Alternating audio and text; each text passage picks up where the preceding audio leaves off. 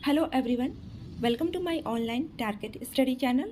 Friends, आज हम इस वीडियो में मैथ्स पेडागोजी के मोस्ट इम्पॉर्टेंट क्वेश्चन को सॉल्व करने वाले हैं और ये सभी क्वेश्चन आपके आने वाले B TET, C TET, UP TET या अदर टेट एग्ज़ाम के लिए काफ़ी ज़्यादा यूज़फुल रहने वाली हैं। तो वीडियो को अंत तक ज़रूर देखिएगा। चलिए स्टार्ट करते हैं आज के हमारे फर्स्ट क्वेश्चन से। तो आज का हमारा पहला क्वेश्चन है, रेखा गणित हेतु निम्नांकित में से सर्वाधिक प्रमुख विधि कौन सी है। इसके ऑप्शन है निगमन विधि, आगमन विधि, खोज विधि, व्याख्यान विधि। तो रेखा गणित के लिए सर्वाधिक प्रमुख विधि जो है वो है आगमन विधि। हम आगमन विधि के द्वारा बच्चों को पढ़ाते हैं रेखा गणित, क्योंकि आगमन विधि जो होता है वो उदाहरण से नियम की ओर चलता है। तो हम रेखा गणित पढ़ाते समय बच्चों को एग्जाम्पल के थ्रू पढ़ाते हैं, जिससे उन्हें समझ में आता है। इसलिए रेखा गणित पढ़ाने के लिए आगमन विधि सर्वाधिक प्रमुख विधि है। अगला क्वेश्चन है, 10 गीतिका नामक गणितीय ग्रंथ की रचना किसने की थी। इसके ऑप्शन है ब्रह्मगुप्त, वराहमिहिर, आर्यभट्ट, रामानुजम। तो 10 गीतिका नामक गणितीय ग्रंथ की जो रचना है वो की थी आर्यभट्ट ने। इसका ऑप्शन सी सही हो जाएगा। आर्यभट्ट के द्वारा 10 गीतिका नामक गणितीय ग्रंथ की रचना की गई थी। अगला क्वेश्चन है, ज्यामिति की समस्याओं का हल ज्ञात करने के लिए निम्नलिखित विधि में से किस विधि का प्रयोग अध्यापक को करना चाहिए। इसके ऑप्शन है विश्लेषण विधि, आगमन विधि, व्याख्यान विधि या फिर निगमन विधि। तो ज्यामिति की समस्याओं का हल ज्ञात करने के लिए अध्यापक को विश्लेषण विधि का प्रयोग करना चाहिए, क्योंकि विश्लेषण विधि जो है इसमें बच्चों को विश्लेषण के द्वारा पढ़ाया जाता है, जो कि ज्यामिति की समस्याओं को हल करने में मदद करता है। तो इसका ए ऑप्शन सही हो जाएगा। अगला क्वेश्चन है, अपेक्षित व्यवहार परिवर्तन में निहित है। इसके ऑप्शन है शैक्षिक उद्देश्य, प्राप्य उद्देश्य, सामान्य उद्देश्य या फिर इनमें से कोई नहीं। तो अपेक्षित व्यवहारगत परिवर्तन में निहित होता है वो है प्राप्य उद्देश्य। इसका बी ऑप्शन सही हो जाएगा। अगला क्वेश्चन है, शिक्षण के सामान्य उद्देश्य होते हैं। इसके ऑप्शन है दूरगामी, दूरगामी नहीं, पाठ योजना में प्राप्त नहीं किए जा सकते या फिर मानव व्यवहार में नहीं झलकते हैं। तो इसका सही आंसर हो जाएगा दूरगामी नहीं होता है, यानी शिक्षण के जो सामान्य उद्देश्य होते हैं वे दूरगामी नहीं होते हैं। अगला क्वेश्चन है, प्राथमिक स्तर पर गणित शिक्षण का महत्व है। इसके ऑप्शन है सांस्कृतिक, मानसिक, व्यवहारिक या फिर आध्यात्मिक। तो प्राथमिक स्तर पर गणित शिक्षण का जो महत्व होता है वो होता है व्यवहारिक, यानी प्राथमिक स्तर के जो बच्चे होते हैं उनके लिए गणित शिक्षण का महत्व जो होता है वो होता है व्यवहारिक। अगला क्वेश्चन है, गणित शिक्षण छात्रों में प्रश्नों को शीघ्र एवं शुद्ध हल करने की आदत डालने की श्रेष्ठ विधि है। इस सिद्धांत को समझने के बाद इसके ऑप्शन है शुद्धता से हल करवाना, निर्धारित समय विधि में प्रश्नों को हल करवाना, लिखित एवं मौखिक अभ्यास करवाना या फिर शीघ्रता से प्रश्न हल करवाना। तो इसका सही आंसर हो जाएगा ऑप्शन सी, लिखित एवं मौखिक अभ्यास करवाना। यानी कि गणित शिक्षण छात्रों में प्रश्नों को शीघ्र एवं शुद्ध हल करने की आदत डालने की सर्वश्रेष्ठ विधि है। इस सिद्धांत को समझने के बाद हमें बच्चों को लिखित एवं मौखिक अभ्यास करवाना चाहिए। अगला क्वेश्चन है, गणित शिक्षण का वास्तविक उद्देश्य ज्ञान प्राप्त करना नहीं वरन शक्ति प्रदान करना है। यह कथन किसका है। इसके ऑप्शन है डयूर का, बेकन का, डटन का या फिर रमन का। तो सही आंसर हो जाएगा ऑप्शन सी, डटन का। डटन का ये कहना था कि गणित शिक्षण का वास्तविक उद्देश्य जो है वो ज्ञान प्राप्त करना नहीं वरन शक्ति प्रदान करना है, यानी कि गणित में शक्ति प्रदान करना है। यह कथन डटन का है। अगला क्वेश्चन है, कुहक गणित ग्रंथ की रचना किसने की थी। इसके ऑप्शन है वराहमिहिर, महावीराचार्य, ब्रह्मगुप्त, श्रीधराचार्य। तो सही आंसर इसका हो जाएगा ब्रह्मगुप्त। ब्रह्मगुप्त ने कुहक गणित ग्रंथ की रचना को किया था या फिर की थी। अगला क्वेश्चन है, राजस्थान के भीनमाल कस्बे से किस गणितज्ञ का संबंध है। इसके ऑप्शन है महावीराचार्य, श्रीधराचार्य, ब्रह्मगुप्त, वराहमिहिर। तो इसका सही आंसर हो जाएगा ऑप्शन सी, ब्रह्मगुप्त।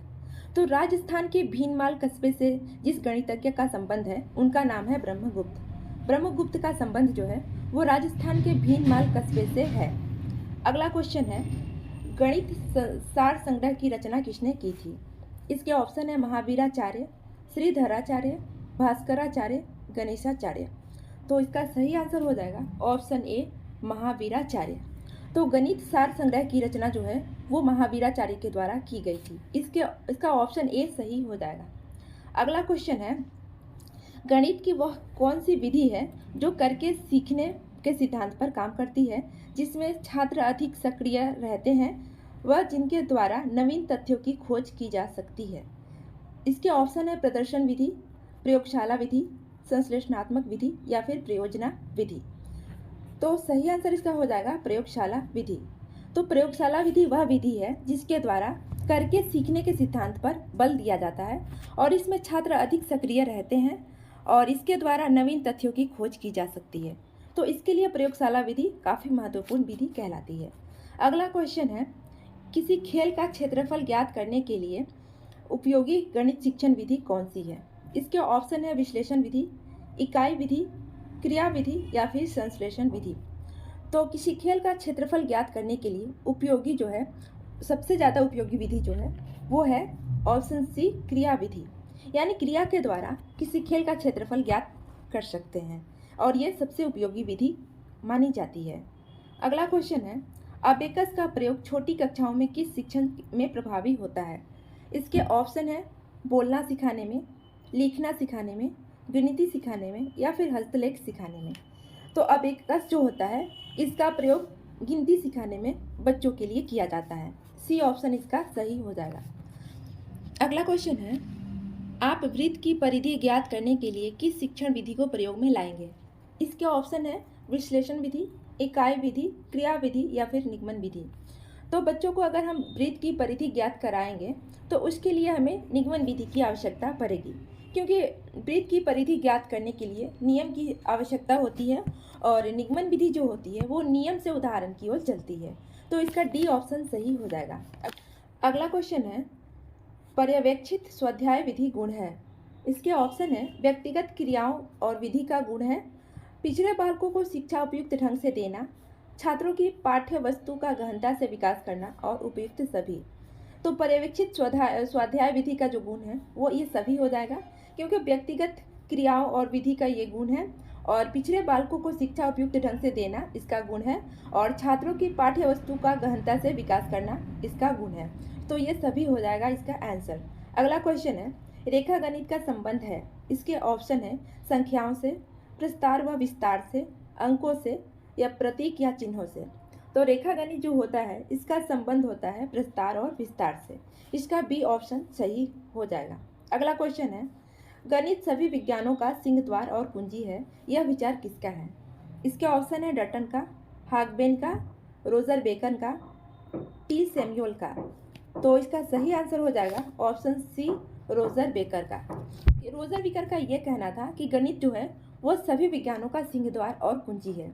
यह कथन रोजर बेकर का है। अगला क्वेश्चन है, पाठ्यक्रम निर्माण के सिद्धांत हैं? इसके ऑप्शन है समन्वय व सुसंगठितता का, उपयोगिता व जीवन से संबंधता का, क्रियाशीलता व परिवर्तनशीलता का या फिर उपर्युक्त सभी। तो सही आंसर उसका हो जाएगा उपर्युक्त सभी।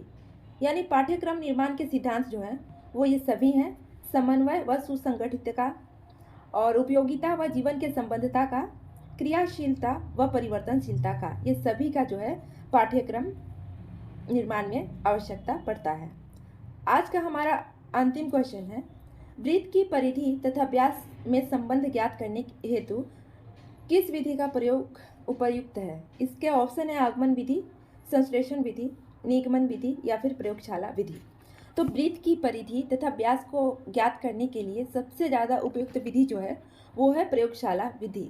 यानी प्रयोग के द्वारा जो है हम वृत्त की परिधि तथा व्यास को ज्ञात कर सकते हैं और ये सबसे उपयुक्त विधि कही जाती है। तो इसका ऑप्शन डी सही हो जाएगा। तो फ्रेंड्स, आई होप ये वीडियो आपको अच्छी लगी होगी। तो अगर ये वीडियो आपको अच्छी लगी है तो इसे लाइक ज़रूर कीजिएगा और आपको किसी टॉपिक पे वीडियो चाहिए तो हमें कमेंट के माध्यम से ज़रूर बताइएगा। आज के लिए इतना ही और नेक्स्ट वीडियो में फिर से मिलेंगे, तब तक के लिए गुड बाय।